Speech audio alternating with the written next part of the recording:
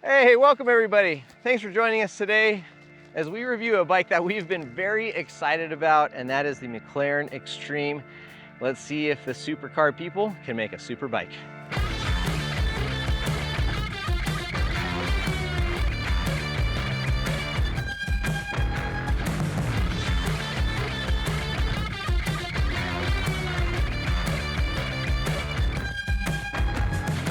So just before all the mountain bike media outlets published the press releases that McLaren's new eMTB line was out, we had received some emails from their marketing agencies and contacts saying, something's coming from McLaren. Are you interested in learning more? And obviously being mountain bike fans and being car fans, of course we were going to say yes. And we were fortunate enough to be, I think, one of the first and few people to actually receive a test bike from McLaren. And we are very thankful for that opportunity and greatly appreciate them entrusting us with this bike and the opportunity to test it. Now, one thing I will say, and I want to get out up front, is, after we saw the bikes and the press release and some of the numbers, we said to McLaren that we are more than willing and open to testing the bike. However, if you are marketing and portraying this bike as a aggressive, competitive eMountain bike that will stand up against the test with other competitive brands that are in the mountain bike space, we're going to review it as such. And we essentially got an answer that they have designed this bike to be for the casual rider who wants to get out and explore some casual dirt paths, dirt roads, etc., but that it is still able and capable of handling more challenging and modern terrain. So we're going to talk a little bit about both sides of that spectrum, because I think they're pretty opposite in how the bike performs and who it'll be for. So let's get into the McLaren line. First off, there are 4 bikes available, essentially 2 bikes, 4 models available. There'll be 2 hardtail models and 2 dual suspension models, the Extreme 250 as well as the Extreme 600. The price points will basically range from $10,950 to $11,950 on the 2 dual suspension bikes, and differences are going to be in peak power, as well as battery size.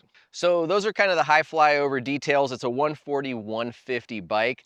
It comes with a mixed wheel size, 27.5 rear, 29-inch wheel up front. The geo for the most part is, I would say, in the range. It's got a 480 reach on the size large, which I think is, about right. A 78-degree seat tube angle. Head tube angle is a bit steep at 65, but for a 140/150 bike, I think it probably keeps it a little more on the playful and active side.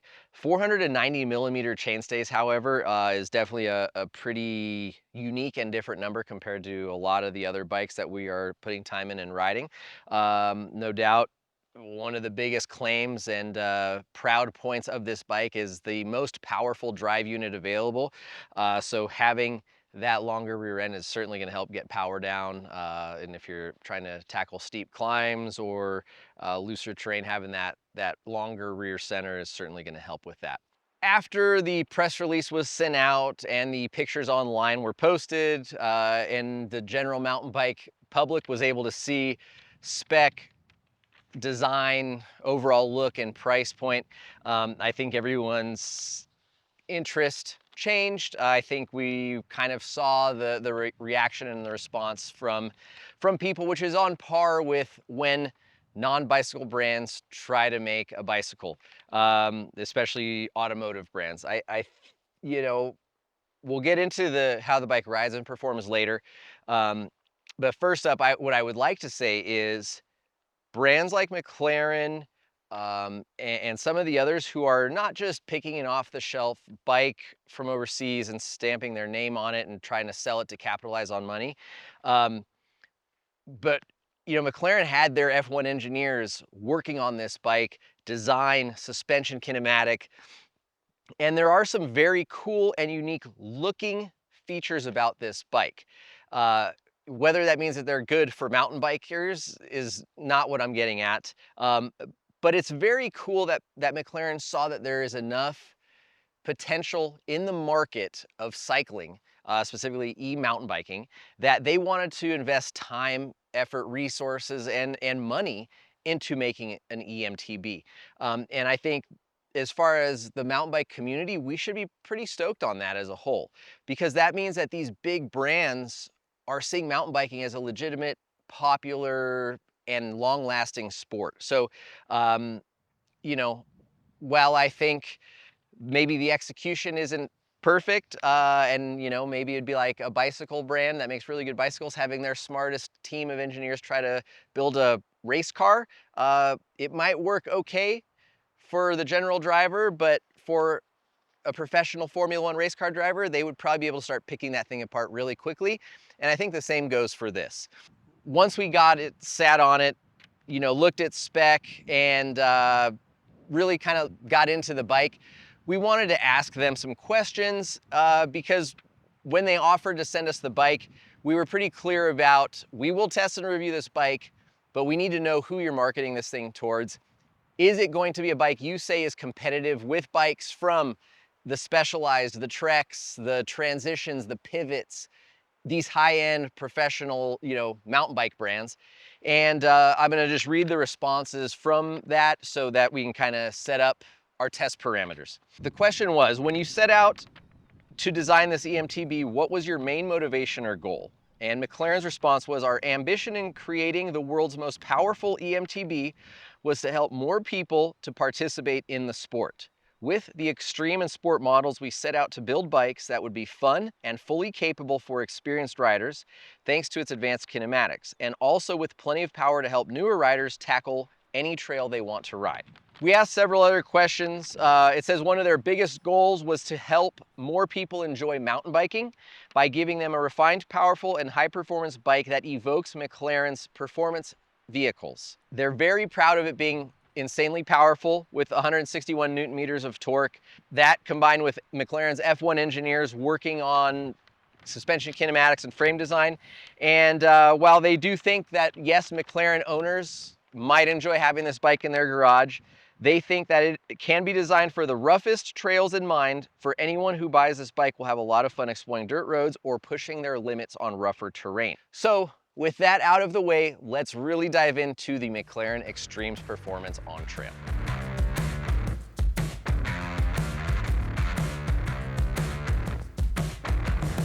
So let's start with what McLaren is most proud about, and that is the drive unit. The removable battery, again, comes in two different sizes depending on which model you get, as well as different power outputs depending on the model. But there's no denying that this is a fast and powerful e-bike. It has 4 powered modes that you can select depending on what type of experience you want out on the trail. And I actually was pretty surprised with how well the drive unit worked. I think that the way that it applied the power was pretty solid. The cadence, the way the power ramped up and came on. There was definitely quite a few nice attributes about the drive unit that I liked. I will say that it sounded a little bit louder, especially when you were off the bike. Like, I had my wife take this bike out and I was riding in front of her and I could hear the whine on this thing. And uh, it was kind of a cool whine. Like it almost sounded like, like kind of, I hate to say it, but kind of like a sports car, like, you know, just high performance motor whine. That said, if you want a very silent e-bike, probably not the ticket for you there. But the drive unit impressed me. I liked the power application, the cadence, the way it put down power. It was nothing weird there. I liked it. One of our guys did say that it felt like the power cut off rather abruptly when you stopped pedaling. There wasn't a ton of overrun or carryover in that power, but that could be a good or bad thing depending on what you want out of your ride. Moving away from the drive unit itself, let's get into some of the spec details about the bike. The front cockpit area is pretty bad. It's very neat. It gets a lot of attention. You know, one of the businesses right next door to our office is a car wrap shop, and they do a lot of high-end cars and you know, vehicle wrapping and PPF films. They were all drooling over the bike. They're not mountain bikers, they're not cyclists, but they saw McLaren, they saw the carbon fiber, the display in the dash, and I mean, they were all like googly-eyed over this thing and thought it was so cool, as we probably expected, right? For a mountain biker, it is not ideal. If that's for a number of reasons. One, the same thing we criticize most bicycle brands who do one-piece bar stem combos is you cannot adjust the stem or stem length or the bar rise. You're very limited in the ergonomic adjustability you can do. Furthermore, I can't help but think that the weight of this with that very large display screen in there is going to affect steering feel. You know, you've got mass that's bolted to, or I shouldn't say bolted, but attached, you know, in that unit. That's more mass that you've got to steer. And I guess that could be used as like almost like a built-in steering stabilizer to keep your steering a little less wobbly. But going into the weeds, forget about that. It looks weird. It's big. It's distracting, I think, in some ways, just because you see this big bat wing shape down there. In the event of a crash, that's gonna probably hit something and break. And most importantly, you just can't adjust it to fit you well. So really cool, really neat. I think it belongs on a maybe like a road, urban, or towny bike because it is really cool. The display and how it's in there is super awesome. The information it gives, like, it's really cool. It just doesn't belong on a e-mountain bike, at least not in this form. Speaking of form, the rest of the bike shape is, I would probably say, not super desirable for the mountain bike crowd. We are, I think, known for being a bit of fashion snobs and resistant to change. So I think on one hand, I can see some really cool nods that McLaren did and put into the bike here. You know, streamlinedness, like you can see the F1 kind of like heritage race car inspiration in here. But we're in a point with e-mountain bikes right now where we're trying to slim them down and make them as like inconspicuous as possible, not draw as much attention to big, large tube shapes as possible. So I think that was a bit of a miss there if marketed towards the eMTB crowd. For those who want attention and are not, you know, fashion-focused mountain bikers, probably a really cool looking bike. Getting into the performance of the bike, right? Which matters more than anything because you can't really see much once you're on the bike. Um, I gotta say, in some areas, I was very surprised. The rear suspension platform is quite smooth, quite supple. It's very comfortable.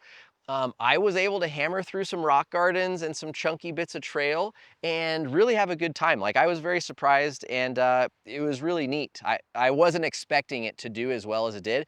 Now, granted, the, you know, 50, almost 57-pound weight could have had something to do with it. I think really heavy bikes make all suspension platforms feel a bit squishier and better. But nevertheless, if you are looking for a confident, comfortable suspension platform, I think McLaren did a nice job there. Moving into the fork, I think, you know, it does all right for a big, heavy bike with the amount of travel that it has. It can get a little overwhelmed. It can get a little bit flexy. Again, I think that's going to be something that only the most advanced, intuitive, or you know, in tune riders are going to pick up on. Um, and then from like moving out of the suspension package, kind of getting into the handling side of things, I never really felt super comfortable being active, playful, moving on the bike. If I just needed to stand up and hammer over some chunky stuff, the bike would go. It's fine. Um, but when I wanted to be active and dip the bike over, make quick turns, it's like, sure, you can do it. You know, we saw the rider in the press release do it. You know, we could take pictures to make us look like we're riding this bike well too. Um, but it just doesn't do it as easily or as well. I think the kind of like stem bar height, like your cockpit body position, combined with the 490 rear end, made the bike really hard to get airborne. You know, it kind of felt like you were reaching a bit down, and then the bike was so long out the back, and then it's, you know, quite a bit heavier than most eMTBs these days.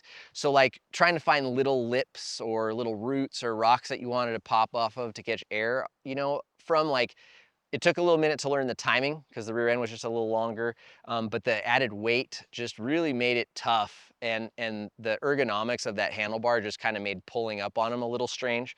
Um, so yeah, it's, you know, like I said, the bike will go. It just doesn't do it as well as other mountain bikes, e-mountain bikes that are already out on the market that are almost 10 pounds lighter, cost several $1,000s less, look better, and have a better spec. So that's kind of where this thing is tough. There are some things that I think were done well, but you know, the G2 brakes on a nearly 60-pound bike with the most powerful drive unit out available on the market, according to McLaren, is a big oversight. Even with these large rotors, the G2 brakes are just underpowered. These are like their XC brakes, you know, maybe downcountry brakes at best. um, so putting them on this bike, I think, was an oversight. There's just a few things here that are very big things for mountain bikers that just scream, this isn't an e-mountain bike designed by e-mountain bikers, made for e-mountain bikers. And that's okay. That's totally okay, because I think there are probably quite a few people out there that are not e-mountain bikers that want to buy an electric mountain bike. And for those people, that this bike would probably work for them all right. I would say, like I said, if you want to grab attention, if you are a McLaren or a supercar fan, if you really love the look of that one-piece dash and display, you know, you want to have a very powerful drive unit that's gonna, like, you know, in that car world, right? If you want to have drag races with your other e-bike buddies who've got the Porsche e-bike and the Ford e-bike and whatever, like, yeah, get the McLaren. Like, it's for sure gonna put some power down, and it is a fun bike to ride around on casually, but it is not a bike built for aggressive mountain bikers. So that said, thanks to McLaren and the crew for letting us test this bike and try it out. Like I said, you know, our goal with this is not to beat and bash that bike down by any means. We are really excited that McLaren has put in time, effort, and money to develop an e-mountain bike. We believe that it's most important to do a service to our viewers who maybe are, you know, considering dropping over $10,000 on this bike, and we would not sleep well at night if we told you that this thing will shred all the trails as best as any other full power e-bike on the market, because it just won't, unfortunately. But for a first attempt, it's a solid casual trail rider, exploring e-bike for the kind of regular entry-level rider. And I think it's cool because it's a conversation piece. It gets people started in the mountain bike hobby, sport, activity. It gets people talking. It's a conversation piece, and for those things, I am thankful that that McLaren's getting into our space, and hopefully we'll see improvements in the future. And thank you guys very much for watching. Please reach out if you have any questions on this bike or other bikes you'd like us to review. Thanks a lot, and we'll see you out on the trails.